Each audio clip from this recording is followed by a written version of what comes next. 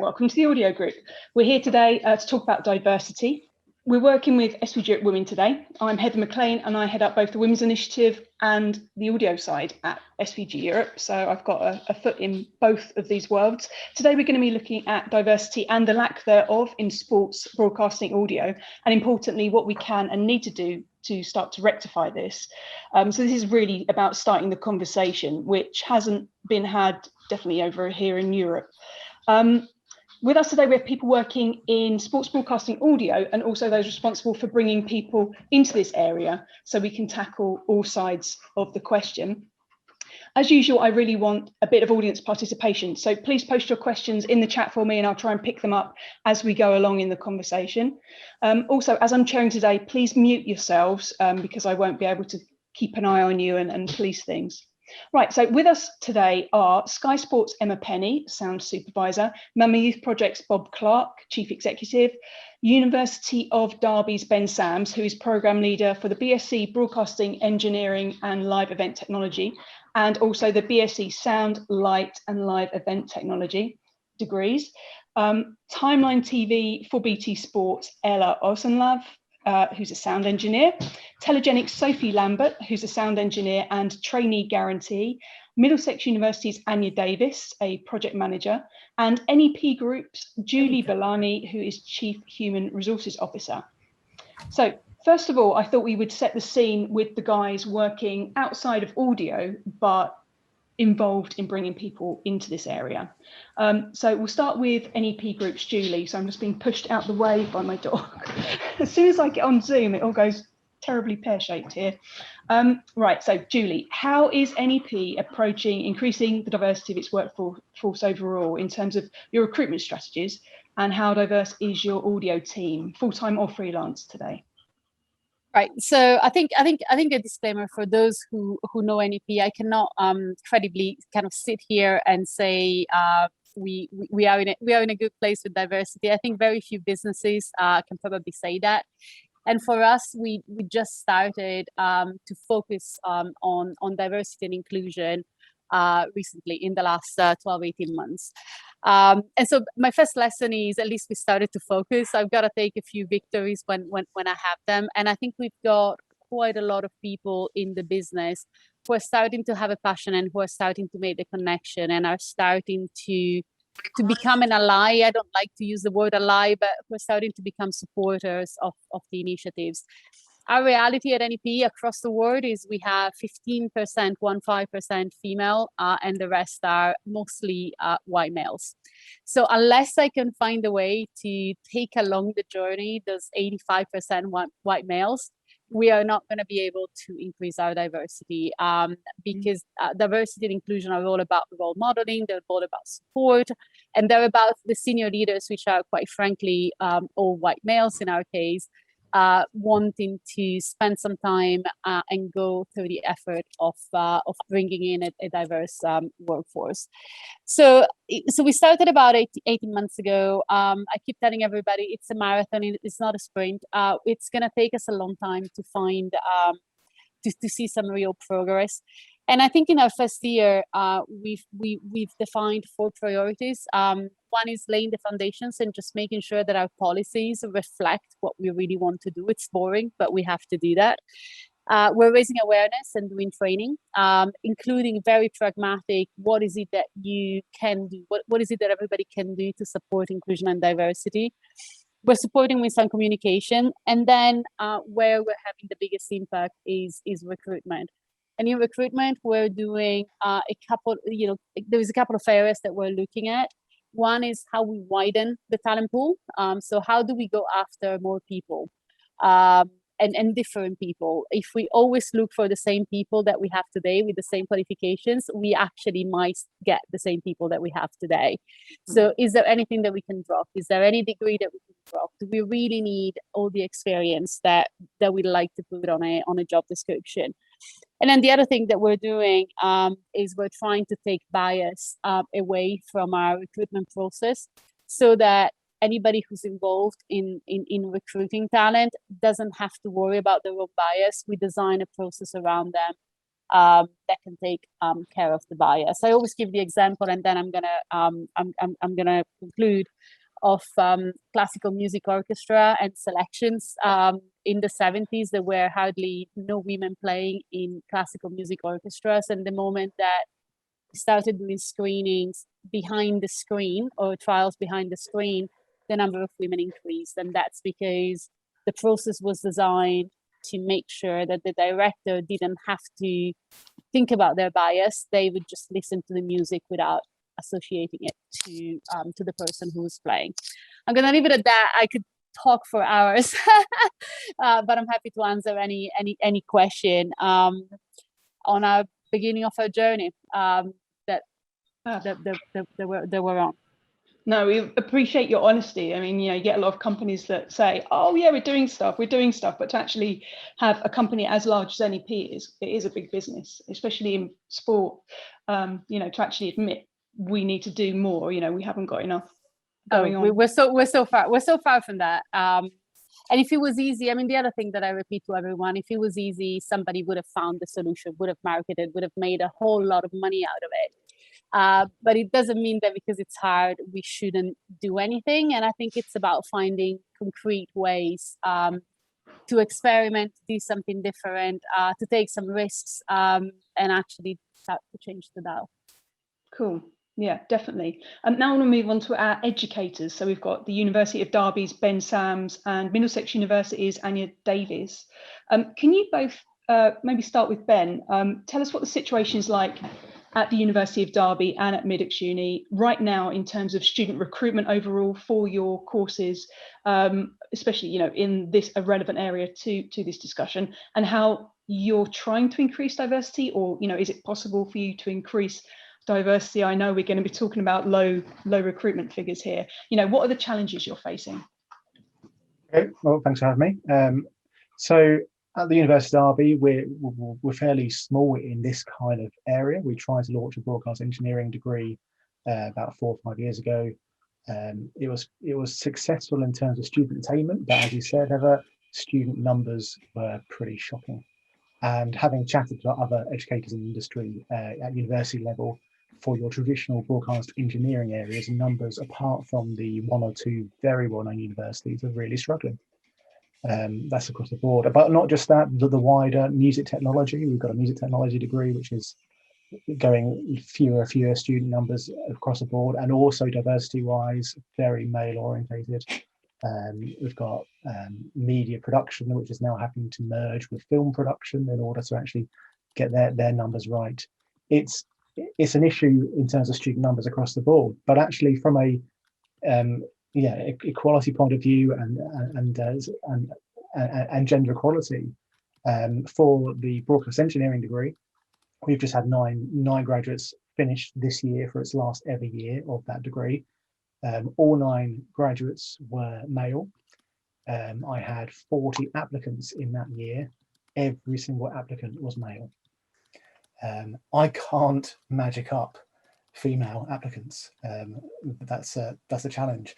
More challenging for me, I run the open days at university, and when we have 1 female turn up and we have 20 male applicants turn up, it doesn't look very good.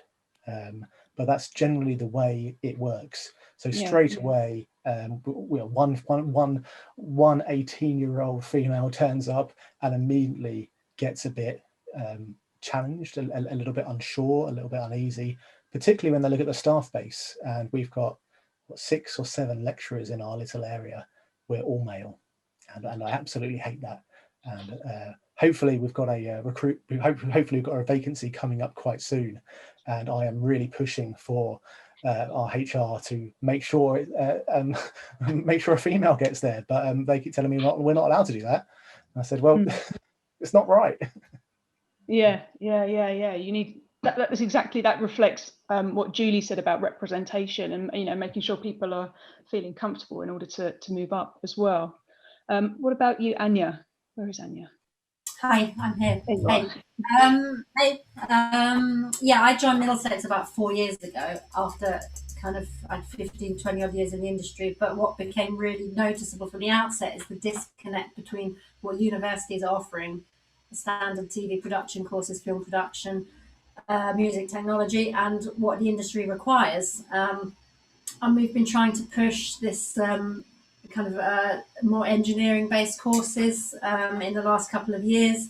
At the moment, I've been working with industry people as well as people at Middlesex to kind of package up this broadcast engineering degree more in an apprenticeship kind of fashion.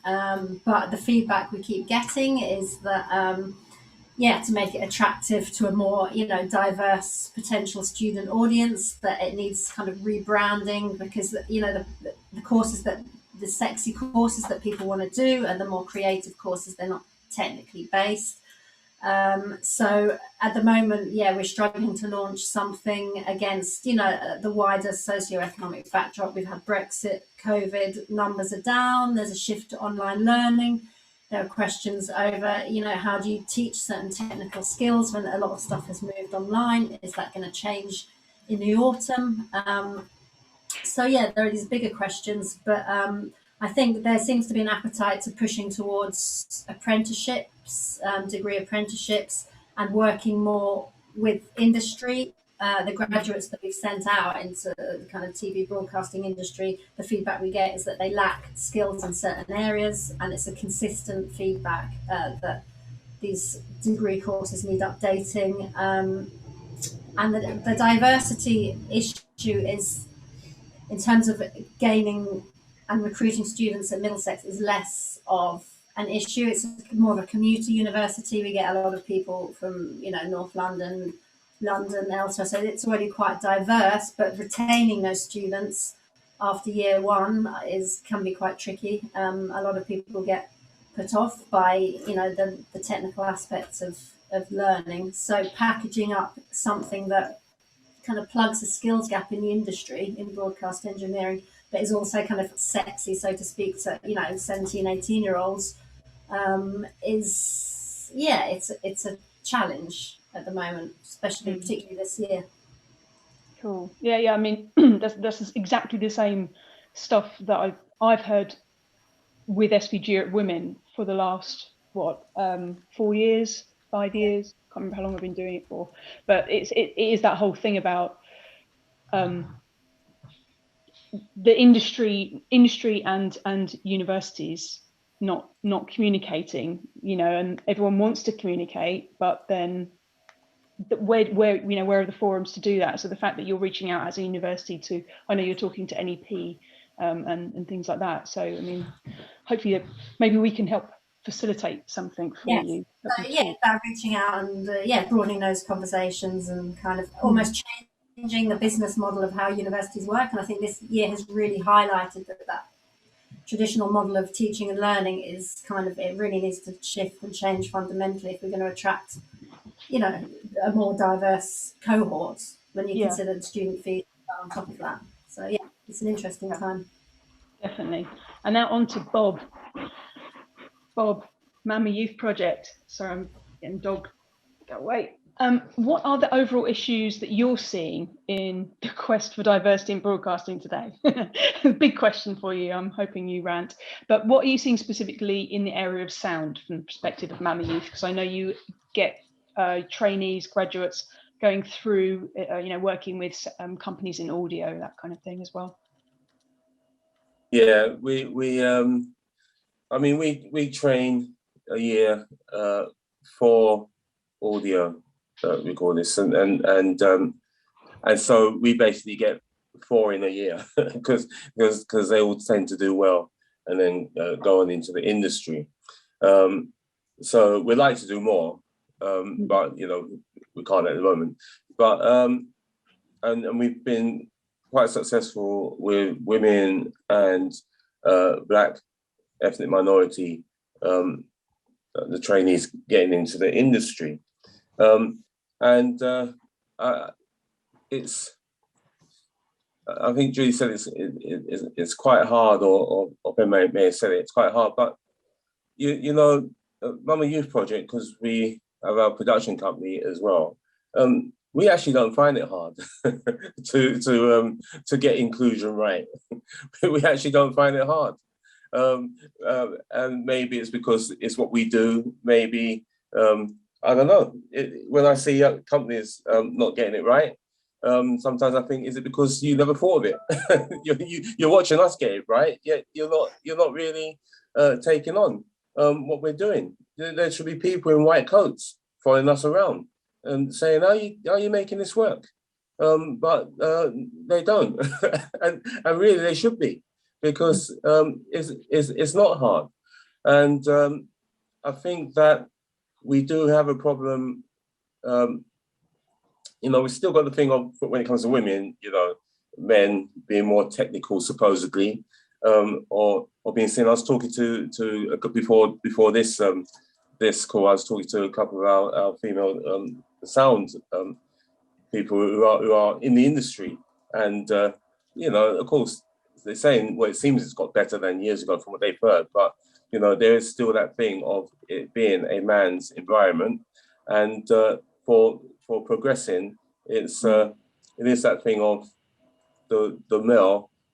I think I'll go for the male over the female, because of be a bit more savvy technically. Maybe that's the impression that's given. But yeah, this whole thing for audio, it's a bigger thing. The whole industry, when it comes to diversity. I mean, Ben, I don't know if you could say how many of the all males that you had were black or brown skin? Yeah, no, that's an interesting question. I'd say, imagine we had 30 students. I'd say 10 of those were, well, it's a tricky one. 10 of those weren't English white, put it that way. We're doing quite well for international students at the moment. Quite a lot of people are traveling from the African continent over to us, but generally speaking, it has been UK white only for the last. Our sound light's been running between 2 years now. UK white. Yeah, because we getting brown skinned people in, whether it be male or female, we have to work harder at getting brown skin. And the thing is, there's so many brown skinned people, male and female, doing so much out on the internet, doing their own things and stuff like that. And this is one of the things I think overall is that people do not feel that the industry is for them. They're not even considering it as an industry to enter, even though they're doing stuff that we do. They don't consider it. Is that because of the lack of role models and people they're seeing sort of doing the job? Do you reckon, Bob? Well, I think if you saw more people, but then you'll have to look at also the role models. Who's the role model? From where I come from as a young lad, as a black boy in the neighborhood I grew up in, that black middle class person may not be my role model, if you know what I mean. Might be at the same skin color, but doesn't mean to say that it's about the background that you come from, I think, more, and so it's not just about the skin color or if it's a female or male. It's the background you come from, I think, more, in my opinion.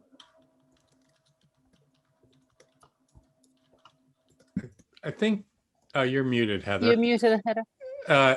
I think Sylvia posted a good question, Bob, about, you talked about, you feel like in your organization you're doing diversity right, you're getting an intake, a more diverse intake. What are you doing right that other organizations do wrong? What's the key there? Well, it's who we invite to the table. It's who we invite to the table and say, you're going to be welcome. We actually welcome you. And outreach. Our outreach is amazing. And who we invite to the table. And I've got to tell you that a lot of the brown skin male and female that we've had go through sound for us, some well, certainly didn't study sound. I didn't go to uni and study sound. And came from really, really disadvantaged backgrounds. But, you know, they got into it and found that they could do it, you know. And in my own career, I'm a great example of that. I'm not a technical person. I've never been a technical person. Yeah, I became an editor, a VT operator, an editor, working in edit suites like Starship Enterprise. And I'm not technical, but I managed to do it and be an asset to my companies. I would be on training courses, you know, to do new kit or whatever it may be. And I hear people tutting because I'm asking a question again to the instructor because I don't fully understand what's going on. Just explain it to me again. I can hear the tutting behind me because everyone's got it. But then when it comes to then afterwards, as soon as I pick it up, oh, right, okay, then I go about it in a different way. And then, you know, I always laugh when the clients are asking for me over this person who's starting during training, because I do a better job for the client, get the job done. And so it's a different approach. When you come from backgrounds, you just come with a different approach. And a lot of that is just get the job done. I ain't got time to talk about how much I know and how much technical talk I can do. Because people talk technical, even now talk technically to me. I don't know what they're talking about. So I would ask the questions to them like a commoner. What do you mean? I don't know. Everybody else is just bluffing, Bob.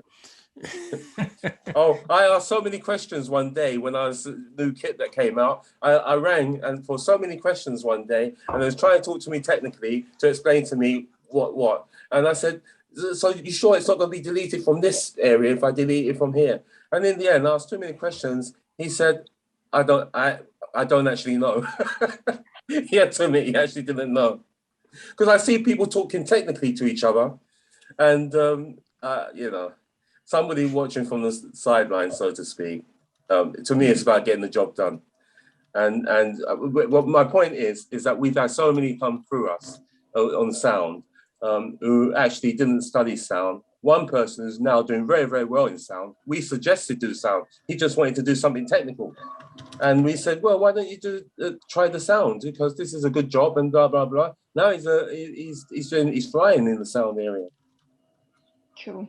Proof in the pudding. It works. You've got people actually in jobs doing what they need to do. We're going to move on to our next group now. So these are my three speakers that are actually working in audio. So we know we've all met Emma Penny from Sky Sports, and Sky is doing awesomely, I believe, with its kind of diversity and inclusion strategies. So Emma, based on what you know, what is Sky Sports strategy in this area, kind of overall, from you know, how successful is it, you know, just from what you know of it, and how is it doing it? I mean, in my personal opinion, I'd probably say in the sound department, I haven't seen masses of change in the time I've been there. I've been there for a couple of years now, so not that long. I think what Sky is doing right at the moment is they are trying to approach groups in a different way. Like recently we did a recruitment drive and they made an effort to make a video which showed people in it who were new to the industry, who'd learned in a certain way that wasn't the traditional route of maybe having studied at university or come from a technical background. And I think that will definitely help in getting a more diverse group of people in. And I think something else they're trying to do as well is move away from HR having all of the holdover CVs that come in. So actually management and people who are more familiar with the roles are looking at those CVs that are coming in and looking at the interviews rather than people maybe getting skimmed off who could have been missed. Right. And all of that is a good start, but I think we're still finding as well that more diverse groups aren't coming forward for the jobs. Interesting. Yeah. I mean, I do a lot of profiles with people, you know, just as part of what I write about SVG Europe, and the amount of people that say I had no idea that there was this job that I now do, you know, it's like, how do people find out about it? It seems that the people that have been through university find these jobs more easily, but if you haven't come from a university background, I I've said it before, but like, there's a cameraman, there's a presenter, somehow magically the picture gets on your screen, but who the hell does all the other jobs? People just don't really know about this. And that's an audio as well. I mean, who I think knew? you meant camera operator, Heather. Oh, Quite. Yes, I did. And that's the problem too, is there's the lingo. The culture just assumes it's going to be a guy, it's going to be a white guy. If it's not a white guy, something's wrong. Anyway. I need to pick up on what Bob said as well about visibility. If you don't see people in certain roles, you assume it's not for you. I completely agree with that. Definitely. Now let's go to Timelines. Ella, where are you? Hello. There you are. Hey, hello. So how did you tell us how you got into audio at Timeline? How did they get you in the door, and what is the career progression and training opportunities like for you? So I came through the traditional route of university. I studied a sound engineering degree, but all the way throughout my studies, it was sort of geared towards live music and events, which suited me at that time anyway, because I thought that's what I wanted to go into. But I did 3 years of studying and a year of placement in between my third and final year. And honestly, I think I learned more practical stuff that I use on a day-to-day basis here in that year of placement than I did throughout the 3 years of my actual studying. And I can't reiterate enough how valuable that year of placement was, because I would not be progressing as well as I am now in my job without that. And it's just made me reevaluate whether university is actually necessary. And I've got a younger sister now who's been going through studies, and I've got younger cousins that are deciding to go to university, and I'm asking them to reevaluate whether that's actually what they want to do, and whether it's something that they specifically want to study. Because for someone like me, I didn't really want to go to university because I wanted to go traveling, but my parents sort of like made me go down the academic route, and I didn't know what I wanted to study. So I thought about this sound engineering degree as something to combine my love for music, and I really enjoyed maths and science, so it kind of worked well for me anyway. But as the degree was geared towards something completely different, that I've actually ended up in something completely separate. It's made me reevaluate that whole process. So so I joined Timeline through their graduate program, and which was it's basically just on the job training. So I started as a graduate sound engineer, and after a year and a half, they progressed me into a full-time position, and I've been here for 4 years now. So I think that accidentally stumbling on that job, I think someone mentioned earlier that quite a lot of people who work in this role don't even know that the role exists. It's so true. It really is, because coming from a sound engineering degree, nobody on that course for 4 years mentioned anything about broadcasting or television, and it actually turns out I'm so glad I've stumbled into this career because it suits me so well. Cool. Yeah, I mean, I remember before talking to Roisin McHenry and Nikki Lushington at Timeline about, do you need a degree in order to go into engineering type roles in broadcast? And they're very much on the no, you don't need to kind of thing. Yeah. And from what we're hearing as well, with the lack of students, especially, not just diversity, but just a general lack of students going into courses at, well, just talking about Derby and Middlesex, it is, maybe that would help if we could bring people in through more apprenticeship type. I agree. I think personally, you just need to have a certain mindset of problem solving. That's like the key basis of all engineering roles. And I think maybe sometimes the label of engineer can be off-putting because it sounds really technical. I mean, even when I read this job description for this role, I actually had no idea what any of it meant, but I still decided to go for the interview anyway, and I loved it when I came here, and it was really exciting. But I didn't know anything on the job description. It didn't seem like it suited anything that I'd learned at uni for 4 years. But it turns out quite a lot of it was quite well suited. Cool. So it's just trying not to put people off with the lingo, I think. Well, you mentioned though that there are a lot of people who want to study audio, who are interested in recording or want to do sound reinforcement, who just really don't even know that these positions exist and that they're good, solid jobs, and that a lot of the schools don't make them aware of this. So part of it is sort of better interface with our industry and the schools to say, hey, can you can you present this as a career path? Yeah, I think that's definitely important because I went to Huddersfield University, and generally speaking, they've got quite good affiliations with the music industry. They had placements with Warner Music, one of the major record labels. But how can they have such good affiliations with the music industry but not have any affiliations at all whatsoever with a sector that's got so many jobs? And actually, I know 3 people who went on my course have now ended up in this sector for careers. So it just seems crazy to me that it was never mentioned at all. And then even going back further to college, I mean, when I told careers advisors and stuff that I was interested in sound and audio, the only things they mentioned to me were going to recording studios and working your way up from an assistant, or going to do like live sound and events. And they were the only sort of main, or going to work at a record label, an office-based job. They were the only main sort of placements that they offered. It's crazy. Yeah. Okay. Yeah, I have to agree with that. When I was trying to get schools to participate with the SVG in the US, Yeah. many of them really didn't understand the opportunities in broadcast.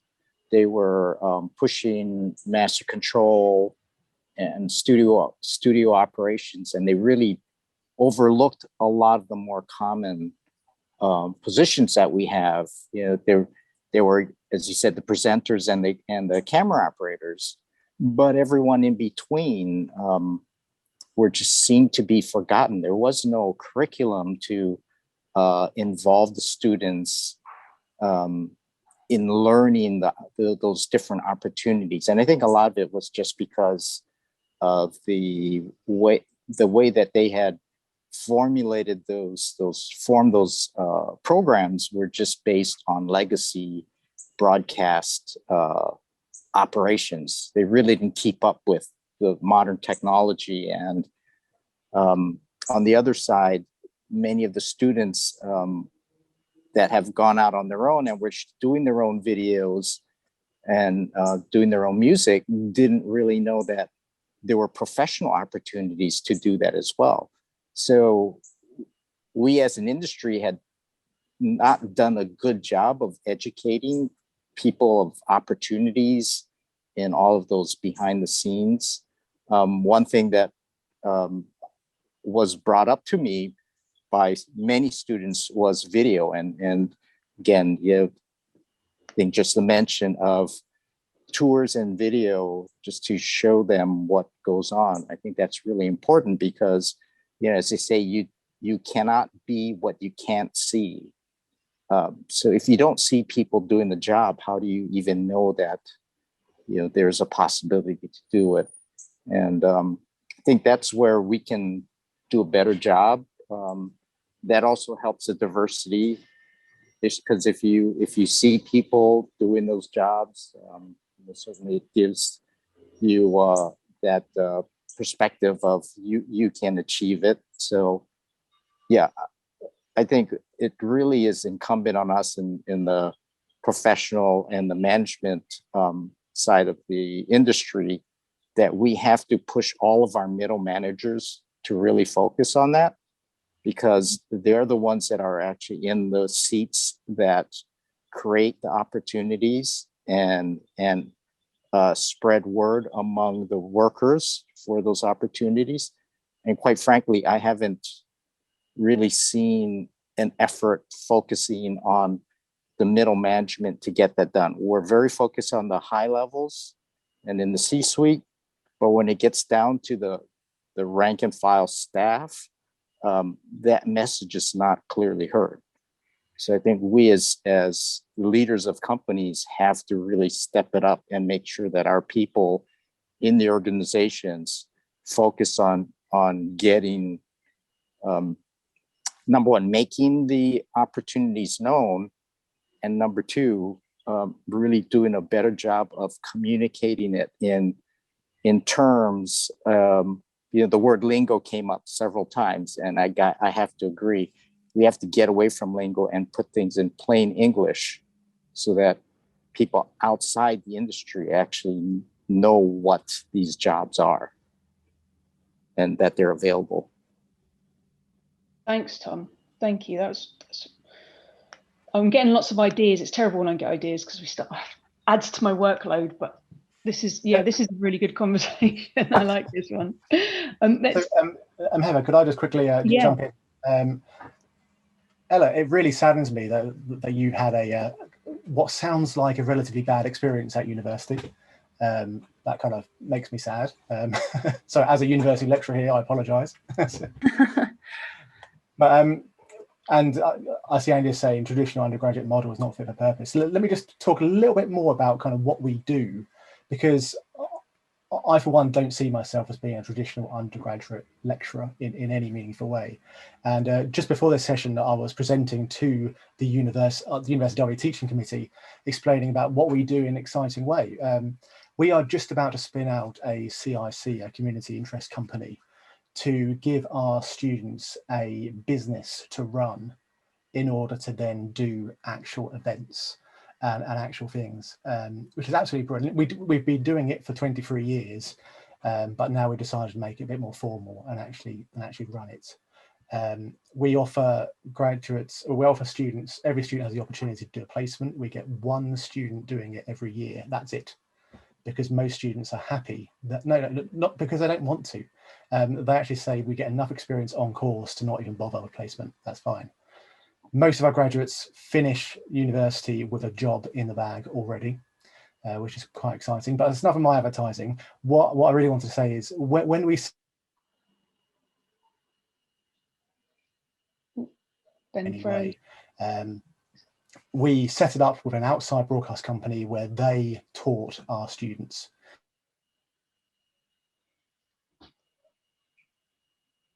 Ben, is he just frozen for me, or is it frozen? Thanks, everybody. Okay. You keep freezing, Ben. Go again. You were talking about setting up the company and one student takes it up a year. I'm sorry. I know what. That's because my kids are home and they're playing Fortnite. There we go. That's why. Sorry. So one student a year does placement, not because they don't want to, but because they have enough experience on course doing all these exciting things. In the very, very first week that our students arrive in their first year, they're out doing a gig, setting up lighting and sound for our Vice Chancellor at her formal court session that she has. It's a scary time for the first years. And if they fail, the Vice Chancellor never talks to them again. But we really push that kind of traditional undergraduate out the window. We don't chalk and talk. We do most of our learning by teaching. And as I was saying, but when it froze up, with our broadcast engineering degree, when we set that up, we set it up in cooperation with an outside broadcast company where 40% of the time was taught at their warehouse, at their facility, on their trucks, doing live actual things, going and shadowing on events. So some of you might have even seen some of those students out and about doing some work. They probably didn't even realise they were students at that time. What's the OB company? Well, it's cloud-based because we're based in Derby, so they're fairly local. And we've got quite a lot of their staff are either our graduates or lecturers from back in the day. So yeah, it was quite a handy link up. And again, it was them who came to us and said, we're desperate for more people, so can we do a degree with you? And unfortunately, there were no people to come. So if you build it, they don't necessarily come. Can I just add, with what Ella said as well, and Ben, that sounds great, what you're doing there. But the most common thing that we hear from the ones who come to us, I've learned more in 3 weeks than I learned my whole time at university. And and it's a shame, but that's a common thing. I've heard that ever since I started my movie project. I didn't go to university, so to try and please them as well and say, look, your time hasn't been wasted at university. It's just that it will feel you need to get into the industry, and that practical experience is going to help you get into the industry. But once you're in the industry, what you've learned at university will fill in holes for you. Will fill in some of the gaps as you're in your career. But it's the most common thing that we hear. We certainly need universities and to be more engaging with employers, because also there's the mentality of it. When you're doing something, even if you're doing it for university and you're doing for the head of the university setting up there's still a difference between the mindset between work and education. And that's why I set up what I did in a workplace, that a real job had to be done, because you approach it differently as a real job. If you conk out of that, then this is a career that you've lost a job, or you've failed is the wrong word, but you can drop out of university and the impact may not be as much as actually getting dismissed by an employer or an employer letting you go. And so there's that mindset as well. So no matter what university can try to recreate it, but it'd be really hard to recreate job and work and that mentality of work. But it's good to do these things, but you still need that engagement with employers. And there's ways of doing it, I believe. Ben, maybe we should talk. So today. And so I had a graduate from 4 years ago who, when he was a student here, was not very good. Not the best student in the world, just about scraped a degree. I think we added a few marks to make him get a degree, that kind of level. He was not very happy with his outcome. He didn't really engage very much. And he spent a few years working in the local kind of supermarket kind of level. After that, he then decided to try and get a job. He got in touch with me again and said, "Hi, Ben. Any chance of any jobs going?" I pointed in a few directions. Last week, he messaged me saying, "Ben, I'm now head of sound at a nightclub in Ibiza. And there are so many things that I didn't like on the course, which I'm now glad I did, because I needed to know them." And it made me so happy, because going, yes, I've done something right, even though he didn't feel like that. It's good. Sounds like a dream job.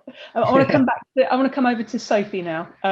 So Sophie, you've got Telegenic Sophie. So we've got someone here at the early stages of your career. You're now training up to be a sound guarantee. Is that right?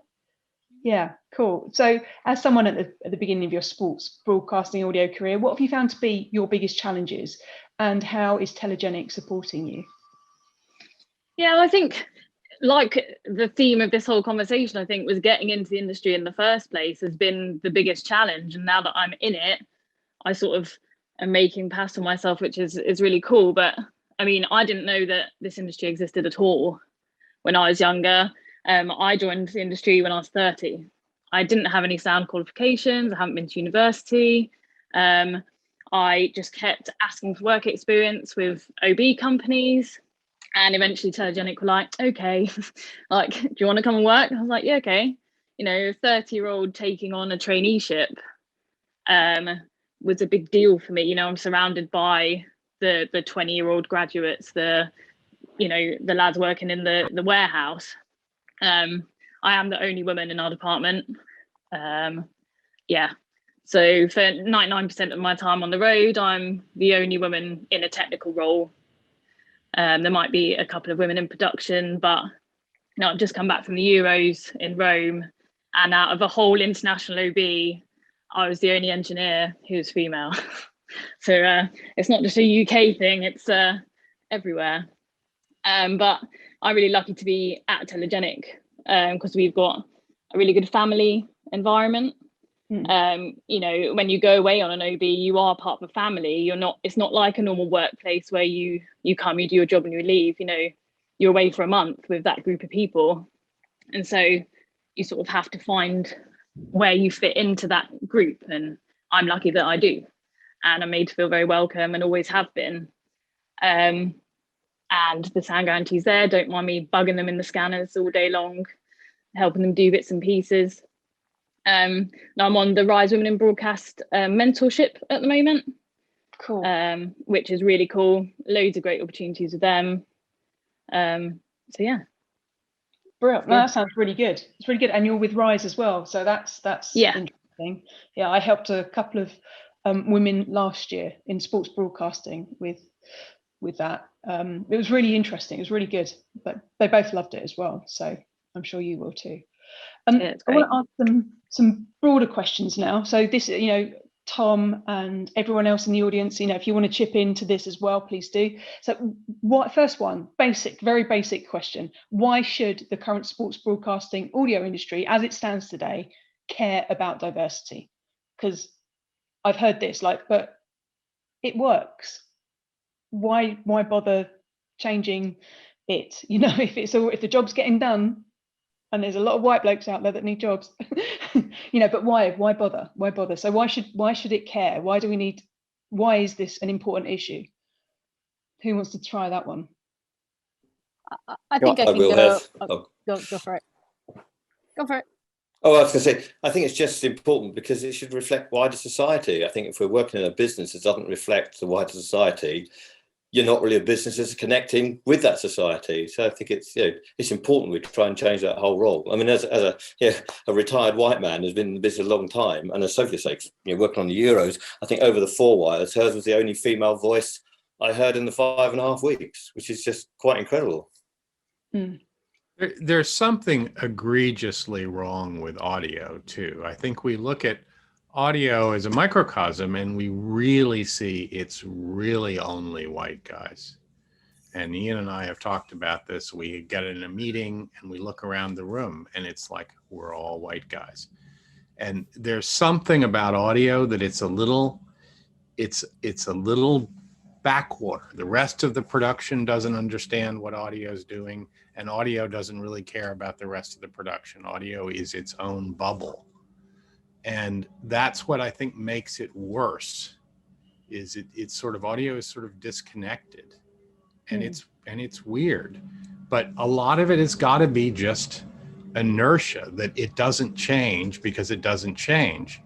And if you're someone going into it and you look at the person sitting in the chair behind the console, and that person never looks like you, they're never brown, they're never a woman, they never look like you say, well, this isn't a job for me. I'll go do graphics or I'll do something else. Because there's more diversity everywhere else in the production than in audio.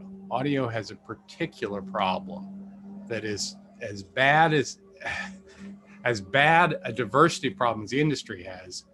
Audio is the worst.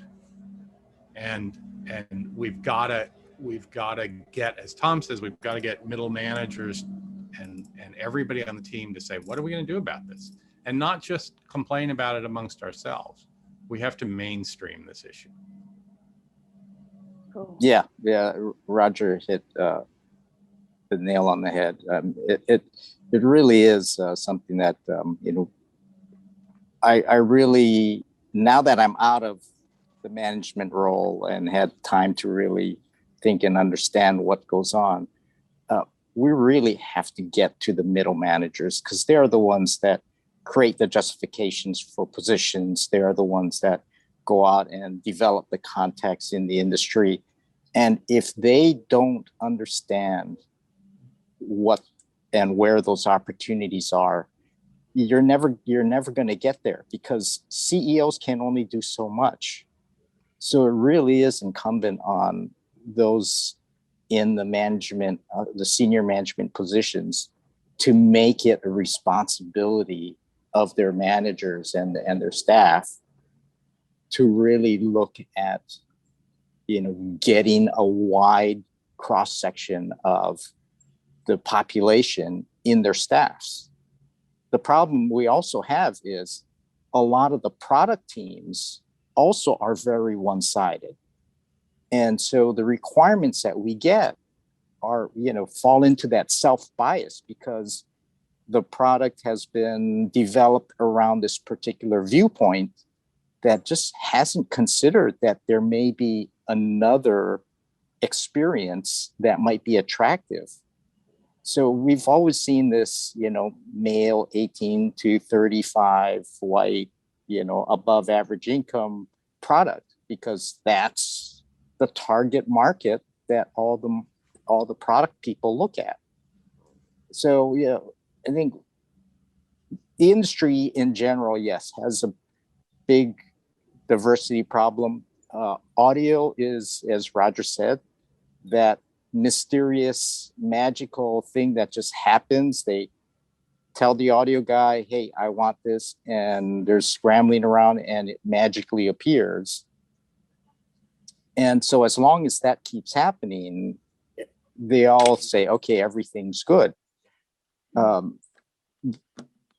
fact is, the audio guys have built their own little dynasty. And I'm speaking primarily of the sports audio people in the US. They've beaten their own little fiefdom that they get the manufacturers that they like, they get the people that they like, they use the vendors that they like, and they've created this little microcosm of the audio area. And if you're not part of it, you don't understand what goes on. You're not even included to contribute or participate. So we have to break that apart, because it's number one, it's holding us back because we keep using the same ideas over and over again. Number two, it really is closing off the opportunities, not only for new employees, but also for innovation, because again, we're going back to tried and true methods that these audio people have created. So it's a sound multi-levels. Yeah, it's multi-levels. I think it really starts with the people that contract the crews and the vendors and create the technologies, because they're the ones at the end of the day that make everything work. So if we push it upon them to really focus on expanding not only the opportunities, but the ideas that come from your diverse, your diverse workforce, I think that's where we really have to expend energy on. Because at the end of the day, they're the ones that are tasked with hiring, justifying the job positions, fulfilling the crew lists, and all of that. And I can tell you, I would talk to my staff about that, but I didn't always hold them accountable to doing it. And I only realize it now after I'm out of it and I've had time to separate myself from it, because you get caught up in the buzz of work and you just expect them to do it. So that is where I really see that, we as managers and leaders of industry have to make those people accountable. Definitely. Thanks, Tom. Yeah. And Julie, you've got your hand up. I think I just want to build on what Tom just said. I agree with Tom on, we need to make the hiring managers accountable. And however, we need to be careful that we don't just push the responsibility without being helpful. Because the discussion that we've had over the last hour is, this is hard. Candidates don't exist. And so if I just push on a bunch of white older males and I make them feel guilty because they're not being adequate, they're not having enough diversity, etc., I'm not really going to make them want to be cooperative. I mean, my assumption is everybody wakes up and actually will want to have a more diverse team. I think most people do. Then life gets in the way, and so I think it's also shining the light and trying to be really, really helpful. And this is where you work with schools and with your staffing department. I think ways to be helpful, we were talking about it yesterday, is, and we talked about it earlier, if the job descriptions have a list of requirements, it's a confirmation bias. If a job description looks like my experience, I'm only going to get people like me. What is the real requirement? Because actually you can probably take out 70% of the requirements, and then you might open up to a different pool of candidates. And that's the effort that needs to be made to lay the foundation, because otherwise my fear is, and this is why a whole lot of people roll their eyes when they hear about diversity and inclusion, it becomes basically what we're saying, if we're not careful, is you're a white male, you need to feel guilty about it, do something. it's a tough place to be for anybody. And so what are the things, Bob is doing a lot to bring diversity to the industry. Who are the other people like Bob that we can work with? Who are the university that we can work with to change criteria, etc., etc. And it's going to take time. It's not going to be fast. Thanks, Julie. And Bob? Julie, I got to take issue though, because I think there's an awful lot of unconscious bias that has to be actively addressed. And there's something with the production, the director, the producer expects the person in the audio booth to be a white male. And there's a sort of, I don't know what the audio people do, but I want to have confidence in them. And I think you see a woman or a brown person through the glass and it's like, oh, what's wrong? Or you hear a woman's voice on the PL. Hear Sophie's voice on the PL, you go like, what the hell? What's happening? And I think that has to be actively addressed. And I think it's an end. Emma looks like she wants to thump somebody at this point. She's like, okay. It's an end. Yeah.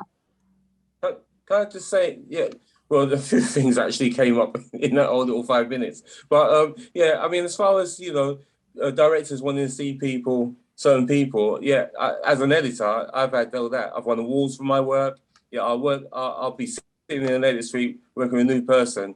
And first of all, I've seen their surprise. It's me that's walked into the edit suite. And then I can feel their nervousness. Like me sitting next to me. Are you really my editor? So you're right. And you see that. I think if I didn't start Mama Youth Project, I probably left the industry because of that. Not after everything I do and the awards I've won and everything I've done as an editor and proved myself, I still have to continue to prove myself. And I'm sure that that's the same for women in the tech area too. But I just wanted to pick up on, I think candidates do exist. They do exist. The candidates do exist. It's just we're not telling them. They don't know they're candidates, and we're not telling them. As Ella said, she didn't know. And look, she's doing great at the job now. It's a natural thing. So the candidates are out there. They do exist. It's just we're not telling them. You're a candidate. And I think Tom said about the CEOs can't do everything, and that's absolutely right. And I say to CEOs of companies is that you got to rely on others to take your ethos. If you're sincere, you got to rely on others to take your ethos through the company. And you can't police that. You're too busy to police that. So you're very reliant on others within the company to do that. And then you get to the middle ground where it all falls apart.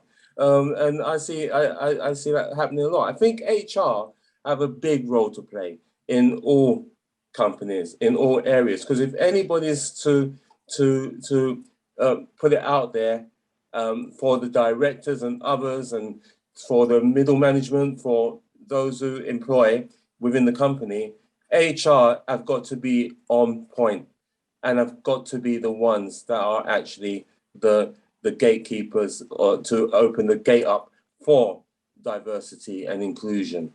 And so they have a big part to play. Cool. Sorry, Tom, go. Again, but HR is still very reliant on the managers, the middle managers, to communicate the needs. And that's why, yes, we do have to provide the right tools for our managers. And again, that's where as senior management, you have to be listening to what their needs are. Because HR do something to put in place. I've done that with our HR team, and they've reached out and tried to create those tried to create the relationships, but because my managers weren't giving them what they needed, they failed. And that's when I realized the problem was the managers that I was asking, and they really didn't know how to address the problem. And so they were lost, and I didn't realize that till it was too late. But Tom, get the right people. Look, my experience, and again, my opinion and just my experience, when you come to inclusion officers, It's a bit controversial, I'm going to say now. When you come to inclusion officers, I don't care, black, white, woman or man, it's a job. And to do that, you don't need somebody in that job to treat it as just a job. You need somebody who's passionate, about it. I totally agree with you on that. Yeah, I totally agree with you on that. But the problem was in the evaluation process, we had these unrecognized biases. The way we structured the job description, the words we used, the way we outlined the responsibilities were targeted at this white, middle-aged white, highly technical person just by all of those conditions. So it was this self-ingrained bias that I failed to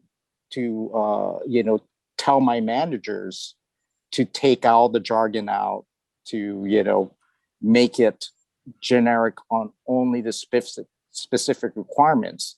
So anyone that reads the job description would look at it and just say, oh, that's not me.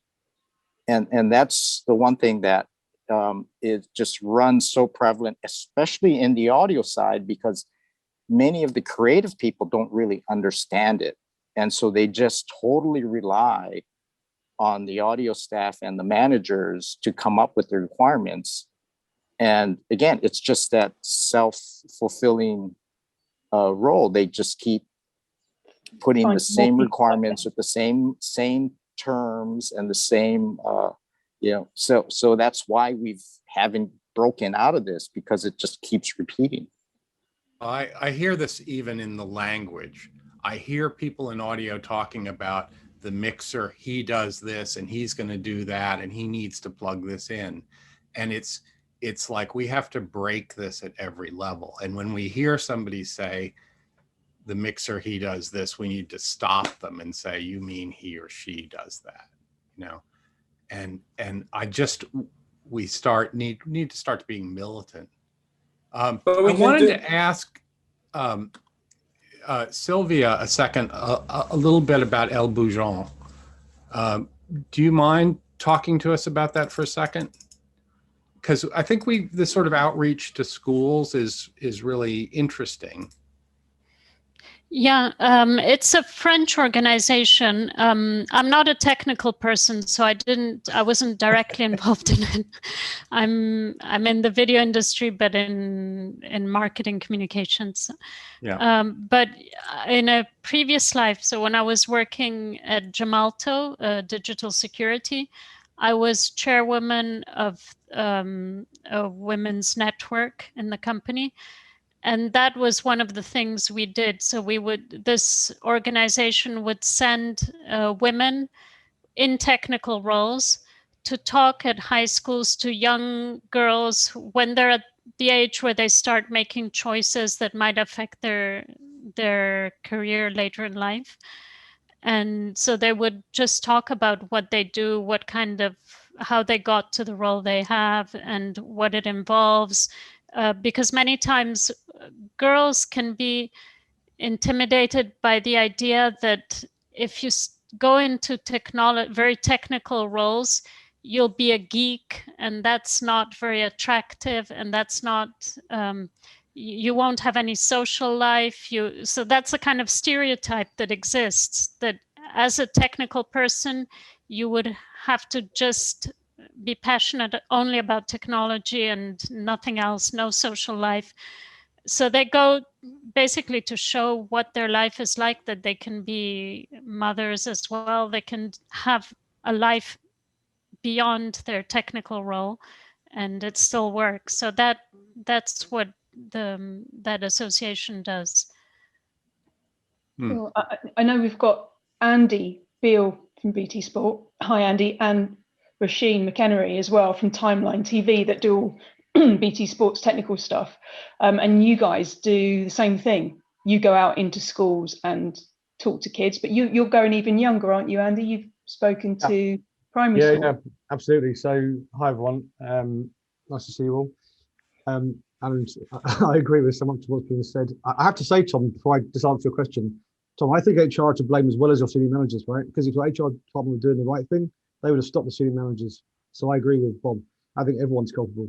But back to your point, Heather, absolutely. We, working with RISE, the RISE initiative, we identified a few years ago that, you know, this, not just in audio, but in engineering generally, we were faced with exactly the same problem everyone else has talked about here. Lots of white men, all middle-aged, a lot older. And, you know, to be honest, to address two issues, which was one, how do we look like our audience? You know, we have, you know, multiple millions of people watching our channel every week, and they're not white and male.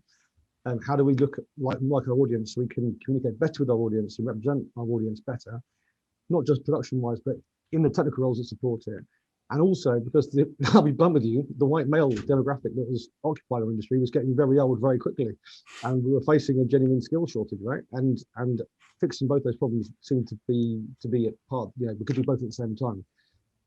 What we did a lot of research, we worked very closely with BT. BT has does a lot of work, as you can imagine. There's a large telco in this space, and working very closely with some people who advise our board and things, we discovered that actually, if we're going to truly educate the next generation of people to come into technology in our sector, in fact, you have to inspire them really young. The research told us, which surprised me, because I was expecting to go in secondary schools, sixth form colleges, and find these people and inspire them. And in fact, all the evidence came back and said, it's too late. They've made their minds up, they've done their career choices, their option choices, they're on a path, and it's really, you've got a less than 2% chance of deviating that path at that point. You have to inspire them before, which shocked the hell out of me. And that's why when we created the Rise Up program to schools, which Ella's been along to several and helped inspire, and I'll be calling on other people on this call, Emma and Sophie, I'm coming for you. We go into year 6 at primary school, and we do a completely interactive day. It's actually, you know, perversely a little bit out of date in many ways, given that we're moving into a software-defined period now and all sorts of other things. But the whole point is, at their age, it's hands-on learning. It's about constructing real technology blocks with your hands. And we have a 5-stage plan in the program in the classroom, where we teach them a little bit about TV technology. We try and draw the parallels. We try to explain to them how mind-blowingly cool TV tech is, both sound and vision, by showing them, for example, we get a screen, large HD screen, and we get them to have magnifying glass, and they start to see pixels. We get them to get audio and start to sort of twang rubber bands and think about sound propagation. We start to get them to think about, actually, this is really cool. All the kids love content, right? They watch hours and hours of content, whether it's Netflix, whether it's YouTube, whether it's, dare to say, a little tiny bit of linear TV for sport, and trying to make them realize that the link is they can do something really exciting and technical that relates to what they love, which is watching content, is available as an option. And so that's the whole point of the day. And then we get them to build a small 4-camera studio in teams. And one of those teams is audio, and one of those teams is communications, doing talkback and stuff. 2 of the key roles I think we're talking about here. And try and make them think that actually they can recognize them. And a lot of the work we've done around that is getting people like Emma, people like Ella and Roisin, who's on this call, to be part of our campaign, so that the young women who see these people are inspired. You know, they see Ella and think they can be like her. Yeah, be blunt. I mean, I'm not going to go into a girls' school as an old white man and inspire them to a career. We need these young ladies to show them what is possible. And when they identify those role models, and when they see the opportunity and they see the excitement of that day, hopefully, fingers crossed, they'll choose the right choices and build a career. The next stage of that is we're now looking at the academy with UTC colleges. So in the UK, there's a strand of further education colleges called UTC, which are very technical, very focused colleges. And we're going to build a RISE Academy. So that's taking those kids out of who've graduated from GCSEs, giving them an option which is not your classic education, but a much more vocational education, very focused. And we're going to do 5 UTCs, hopefully starting in September. So cool. That's what we're trying to do. It's a big challenge, it's a huge challenge, but that's kind of what we're trying to do. I like it. Do you want to add to that? I was just going to say, that's why we keep wheeling out Ella. We keep going, look, be like her, good looking young one. That's what you want to do, aspire yourself to. So we just keep pumping her out everywhere, because people do need to know the jobs exist, and young people are doing them, who look like that. And it's not just women either, it's diversity across the whole. No, it's complete, it's everything, exactly right. And the other thing is, the unconscious bias thing is spot on. I was on a call with UEFA the other day, just call them out. I think I was recording this, and it wasn't you for themselves. It was another partner, and the guy on the call kept saying, "Oh, well, can you book a camera? Sorry, can you book a cameraman? Can you book a cameraman?" And after about 10 seconds, I was like, "Can I just stop this call? We will book a camera operator for you. We won't define whether it's a male or a female. Okay, let's move on." Everyone on the call, silence, stunned. Yeah, these are the problems we need to address. We need to get people to stop talking about cameramen, sound guys. Tom, no more sound guys. Sign people, please. Sound ops, vision guarantees. Let's use the language that's right. Let's start changing things. Cool. One question I have is, and Pam brought this up a little bit, is are there women on the audio team who kind of go nowhere? And is that true of people of different ethnicity too? Is like, Pam, can you talk about this for a second? You know, like one of your points is there's often a floor A2 to put a mic on talent, pin a mic on talent. Oh, that's something a woman can do. And nobody says, well, why don't we have her fill in for the mixer who's sick? It's no, we have to find another old white guy to do it. Pam, you want to talk about this a second? Yeah. Yeah, so I'm an outside broadcast guarantee. I've just taken a new job at Cloudbase as their senior sound person. So I've chatted to Sophie a little bit. It's so difficult for not just women actually, but when you're an outside broadcast, when you're an A2 or an assistant, it's so difficult to make the step into the trucks because you're always at the end with the presenter, checking their mic, making sure their earpiece is all right. Whereas vision trainees, they go back to the truck and do some racking and sit in the truck and go, oh, what does that do? How does that work? So the path to being a sound guarantee is so difficult when you're stuck at the other end of the multi with a bit of fibre, as it is these days. But yeah, it's always, oh yeah, we're always like ladies in sound, yeah, because you know they can do the mics and everyone likes having a woman and da da da da. And it's like, yeah, it's just a difficult place to be when you're so desperate to get in a truck. I mean, I ended up just basically weekends where I wasn't due to be working, which be like, oh, can I go to the truck? Can I go as an extra? And the company, so it was a bow tie to start with, and then I moved to NEP when they were bought out. You know, I spent a lot of extra time doing that sort of thing. And they were quite happy to have this kind of compound A2 role, which is you basically hang at the trucks and get shouted at and get told to go and do things. But that's where you need to be, because you don't learn how to guarantee a truck pinning mics on folk. So I think it's, yeah, the whole audio guy thing, it's so true. It's so that Emma is like the only female supervisor. There's Emma and Julie, who does the horse racing, Julie Metzinger, who's an ex-BBC employee. They're like the only two women that you work with. And it's, you know, yeah, I've been doing this for 15 years now. So yeah, it's a bit scary, really. I think we've got all the women in audio right here on this call, you know, so. Yeah. Yeah. And talking of, you know, that kind of, you know, getting opportunities, getting jobs.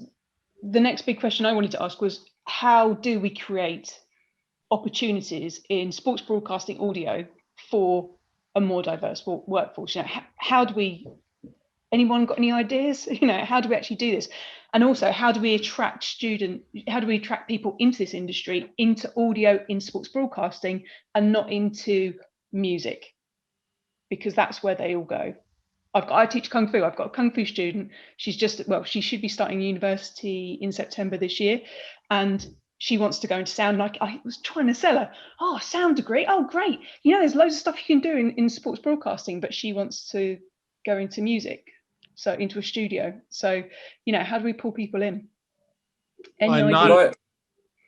My answer on that is, I imagine there's every year there's new people coming into audio, I imagine, and if there is, it's outreach again.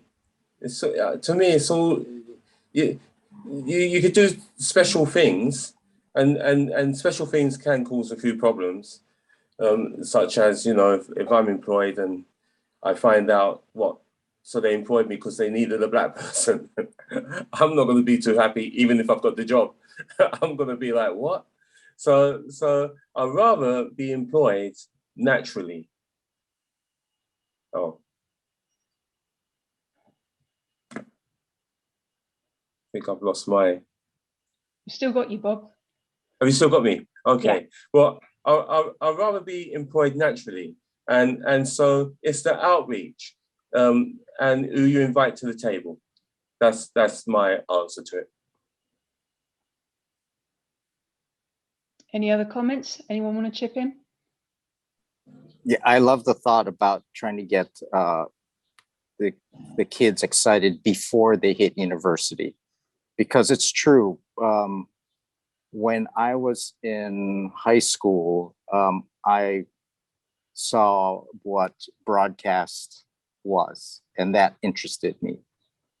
And then I got interested in computers, but then a job opportunity came up in a broadcast station that launched my career. But it all started with that, that early exposure to the television industry, because it's true, I had that vision of me doing something in television from an early age. So I really do like that idea. Cool. Anna, you've got your hand up.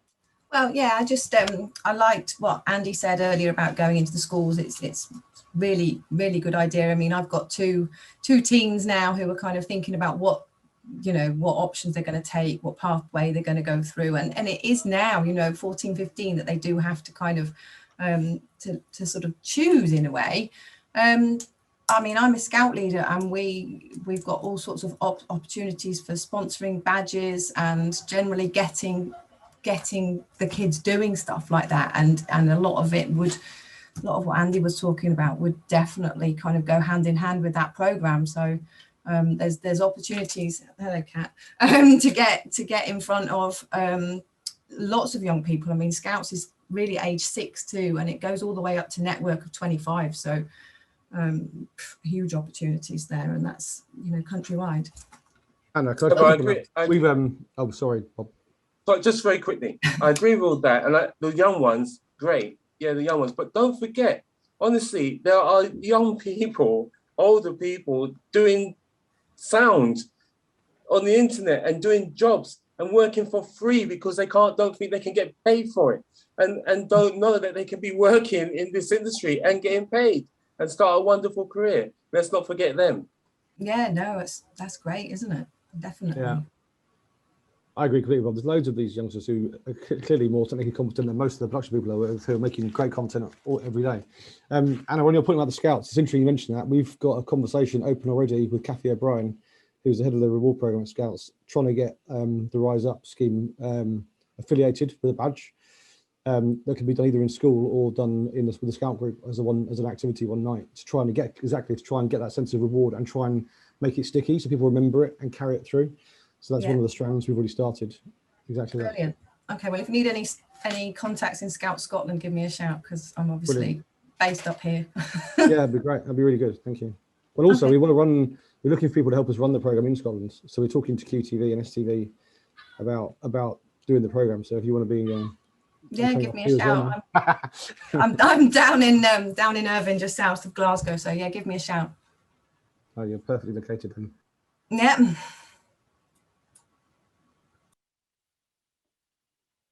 Awesome. Okay. Myself, I have a question a little bit, and for Emma and everybody, is does the move away from the venue and away from the OB to the broadcast center, where we're doing more production in the broadcast center or in a broadcast center rather than at the venue, does that change the dynamic at all? And does that create more opportunities for diversity? I mean, certainly in my experience, it's still the same people doing the jobs. We're just inside now rather than outside. So no. Yeah, at the moment, I'd say no. But is there more visibility? I mean, I think that in particular in audio, I think it ought to be a corporate embarrassment. But the unconscious bias is happening outside of people's purview. But if you see people walking in the hall or see them in the break room and they're like, how come these are all white male faces? Then maybe it, maybe it gets a little bit more noticeable. I mean, it really ought to be an embarrassment. I think it should become an opportunity, because the different to the point that was made earlier by Pam, when you're working on a shift in the studios remotely, which is obviously a transition, we're still in that transition. We started it a couple of years ago. We've vastly accelerated it because of COVID, and it's here to stay. I think when junior staff are in studios on shifts, they'll have more downtime, and they won't be creating such huge, invasive plays like Pam did to go and get their hands on the kit, because it's not like you've got to get the truck out and turn it on and power it up and it's just there. Studios are there, so there's the opportunity for junior staff to really play. Should be much more accessible, and it's easier for us to run events and invite people in because they're there the whole time. So I think it should hopefully create opportunities that haven't existed in quite the same way. I really do hope so. Right. Yeah, the issue is a glass ceiling there. That's probably the bigger issue with the studios. In what way? Because the opportunities for women to rise up are limited because the males above them hold them down. Yeah. Again, that's the middle management issue. But it's interesting, the training that Andy mentions is there are more opportunities of training, and it's one of the problems too is when the outside broadcast organization used to be part of the broadcaster, then there was more back and forth between the OB teams and the in-studio teams. And when that became an outsourced industry 20 years ago, 30 years ago, then that connection was broken. So you didn't have people, it's a lot easier to train people in the studio than it is in the field for the reasons that Andy mentions. So, maybe it does help. Okay, I think what I'd like to do now is just get our speakers and anyone else in the audience, Andy, Tom, anyone that wants to contribute, what is one thing we can do tomorrow to start the ball rolling, start this change happening? Bob, you go first.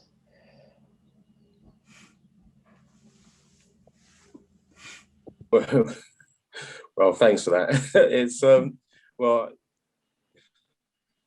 I've probably mentioned a few things, but the certainly who we invite to the table probably is the biggest. And in recruitment, and I brought up HR before, need to really start about how it's recruited, because it seems like to me, especially in corporates, things are done by numbers, and anything non-linear seems to be like, oh no, that's not how we do it, and no, that's too hard, and it's not done.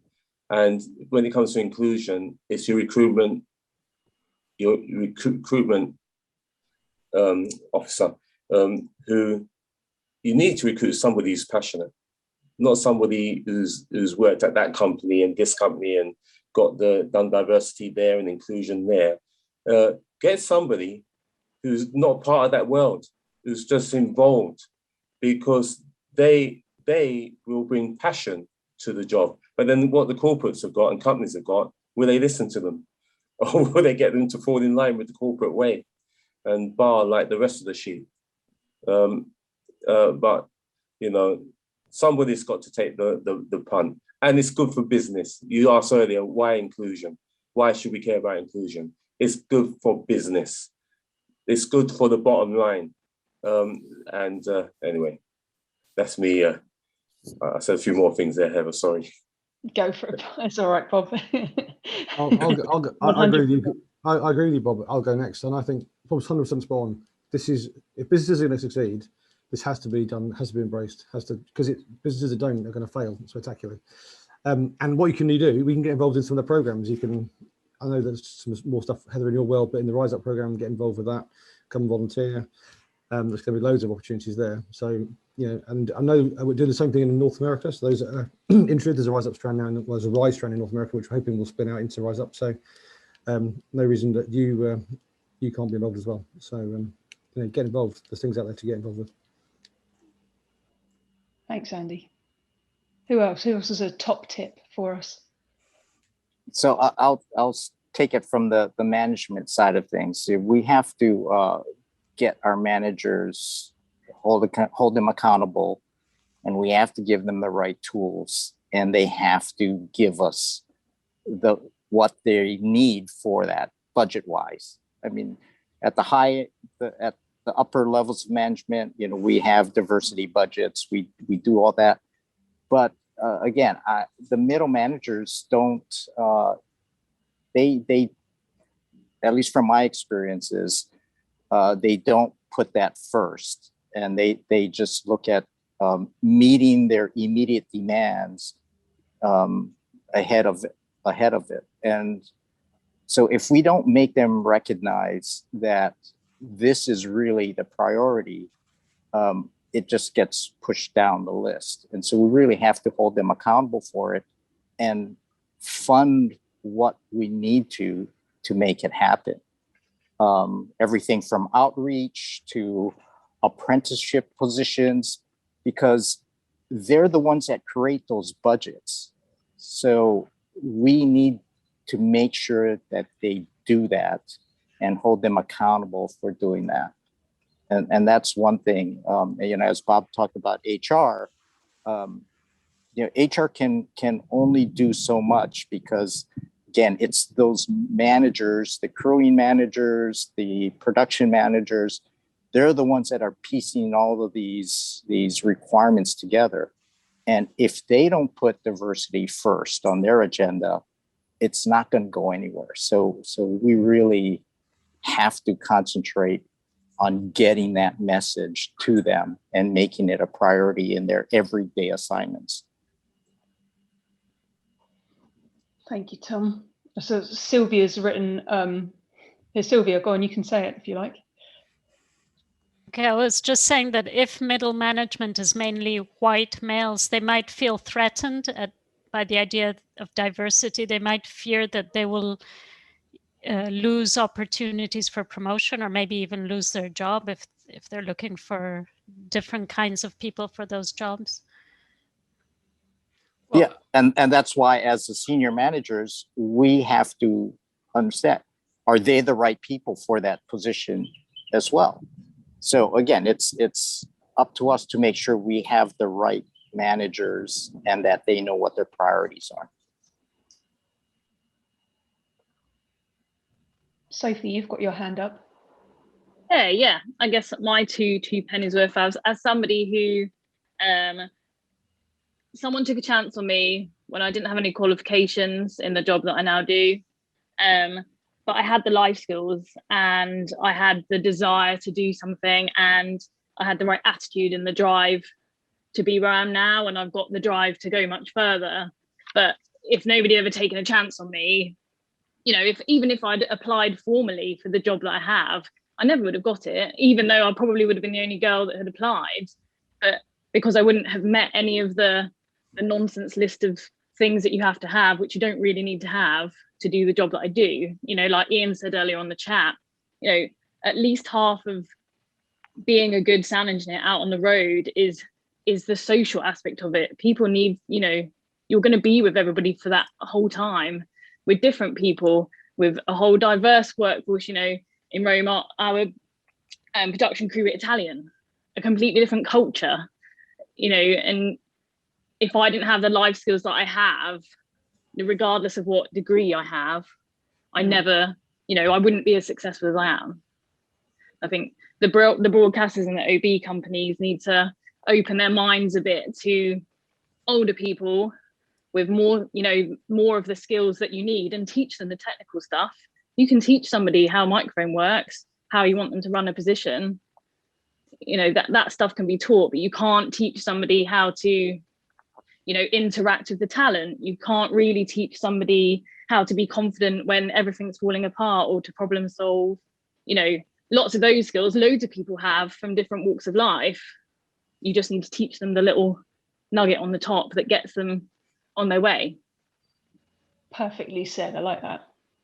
Yeah, I was going to say exactly the same thing as Sophie, just like debunk all the technical stuff out of job descriptions, because neither me, Sophie or Ella trained to be a broadcast sound engineer, yet here we all are. So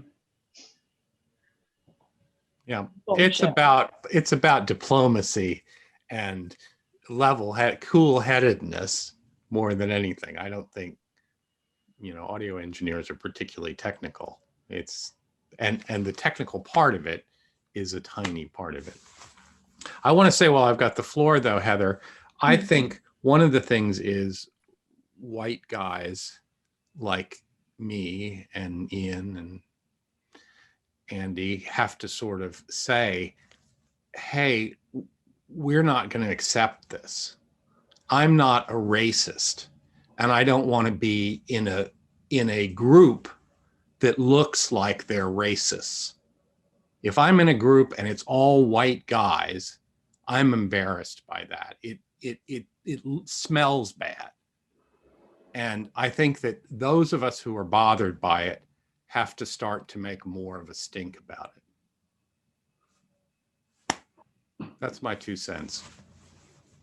Good 2 cents. Julie.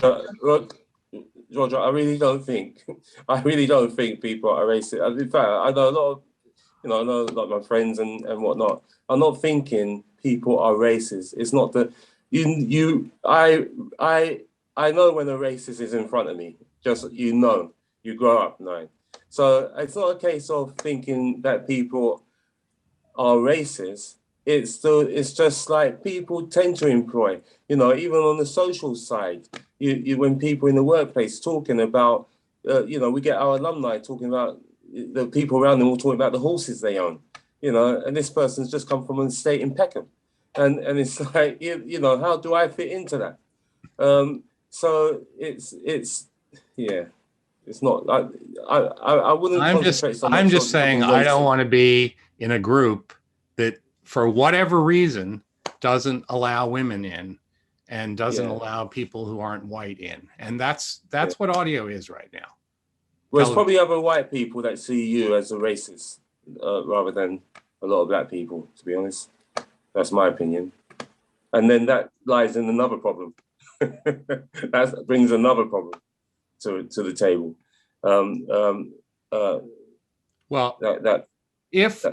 If we want diversity, the people on the inside have to want it.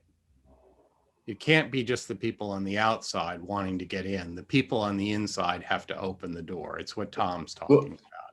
Well, Tom, there's organizations out there that can support and help HR sort out the management and sort out things and do things in a more authentic ways to make real tangible change, rather than change that patronizes women, black people, and ethnic minorities.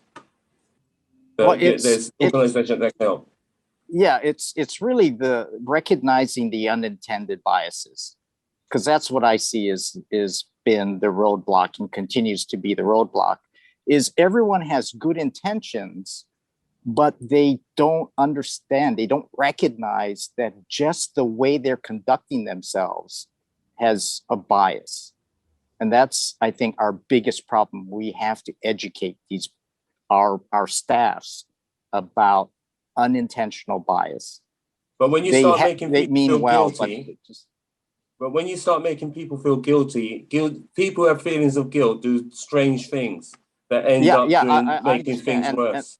And that's why I say it has to be, we have to do a better job of training our people to do that, because I agree that guilting them into it is the wrong way, but we have to do something. And I think the way to achieve predictable and reliable results is to train them in the right way of doing things. And that, again, is recognizing unintended bias and having them become more careful and thoughtful about how to describe a position, how to talk to people, in ways that doesn't make them feel like they're an outsider, to bring them in and engage them. And it's not only from perspective employees, but also the employees that you have within your organization. And the thing like the glass ceiling that I talked about for women in the audio teams is exactly that. It's unintended bias. Oh, they're so good with the clients. Oh, they have a really good relationship with the producer. So we're not going to move them away because they're really good at that. When in fact, they may be the best candidate to move up the ladder into a supervisory or management position. So we have to be very conscious of that. And I can tell you that, I didn't understand it until I was out of the company. And now that I look back, I tried everything that I could, but I didn't understand the unintentional bias. And I only got familiar with that after I left the company. And I wish that I had spent more time on helping my people understand that. Thank you, Tom. And Ben, I think this will be we're coming to a close soon, but go for it, Ben. And possibly two things. Number one, I really enjoyed what you're saying, Tom, about middle management and all that. I'm not middle management. I might be in charge of a course, 2 courses, but not in charge of people at all. But one thing I've been really encouraged to do with this is to really push my middle management to make sure that the next person we recruit is a female. Again, I find it offensive. I sit in my office with 5 other people. We're all men, and we're fairly nice guys, but sometimes the conversation does get slightly blue at times, and we go, "Oh, hang on a minute, this is too far."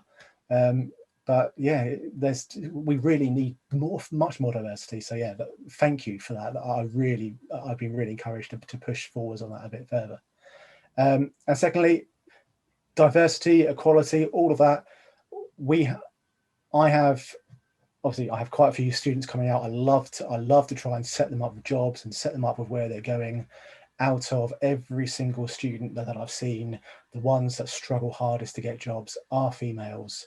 And my one unemployed student for the last 3 years is a student who lacks confidence, is a female, and is black.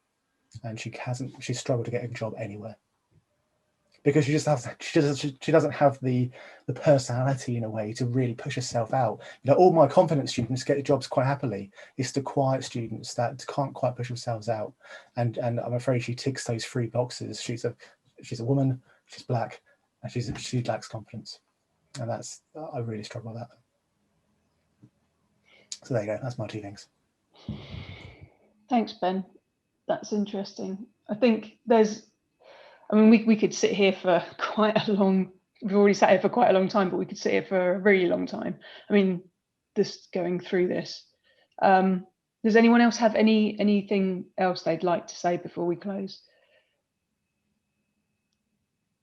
Cool. Well, we've got a lot to do, definitely. I think there are things we can do, and I've got some ideas. So I think we should regroup at a later date and talk again and go through some stuff. But yes, on all of those bombshells, as Roger likes to say, thank you to all of my speakers, and for Andy and Tom and Sylvia and Pam and Ian, everyone else, and Anna for contributing to the conversation as well. It's been really, really interesting. This was recorded, so I'll get an edited version, just top and tailed, on the website in the next couple of days, so we can share it with more HR people, I think.